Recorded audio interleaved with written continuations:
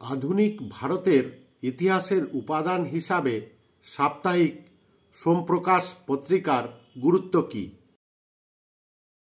দশম শ্রেণীর প্রথম অধ্যায় থেকে নেওয়া এই প্রশ্নটি 2024 সালের মাধ্যমিক পরীক্ষার জন্য গুরুত্বপূর্ণ।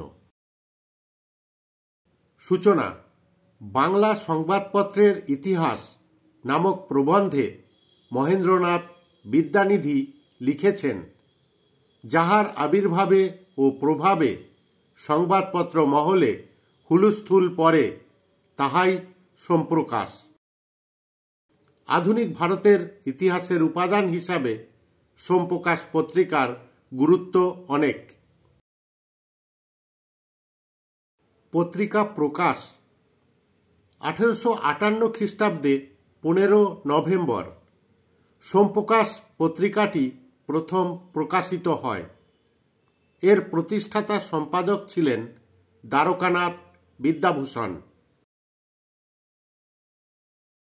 সমকালীন তথ্য: এই পত্রিকা থেকে তৎকালীন বাংলার আর্থ-সামাজিক, রাজনৈতিক, শিক্ষা, ধর্ম, সমাজ সংস্কার প্রভৃতি বিষয়ে গুরুত্বপূর্ণ তথ্য পাওয়া যায়। এই পত্রিকা ব্রিটিশ ও জমিদারদের শোষণের কদর্য রূপ জনগণের সামনে তুলে ধরে। বাঙালির সমাজ সংস্কার: বাঙালি সমাজের কুসংস্কার দূরীকরণে সোমপ্রকাশ পত্রিকার গুরুত্বপূর্ণ ভূমিকা ছিল। এই পত্রিকা বাল্যবিবাহ, বহুবিবাহ, পণপ্রথার বিপক্ষে এবং বিধবা বিবাহ, নারী শিক্ষার সমর্থনে জনমত গঠনে সচেষ্ট হয়। চাষিদের সমর্থন: সোমপ্রকাশ পত্রিকা কৃষকদের দিয়ে জোর করে নীল ও চা চাষের প্রতিবাদ করে।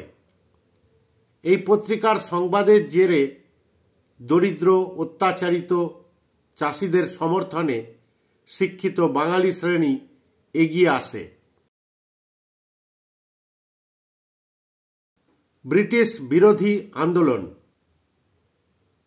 সোমপ্রকাশ পত্রিকা ব্রিটিশ সরকার ও জমিদারদের শোষণ, অত্যাচার এবং 1878 খ্রিস্টাব্দের দেশীয় ভাষা সংবাদপত্র আইনের বিরুদ্ধে তীব্র প্রতিবাদ জানায়।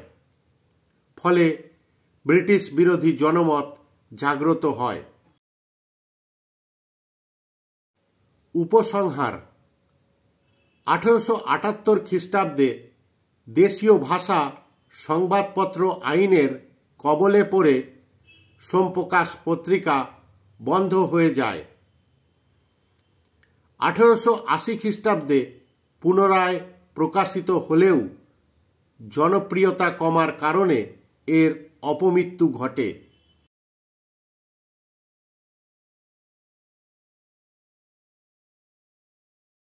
ধন্যবাদ।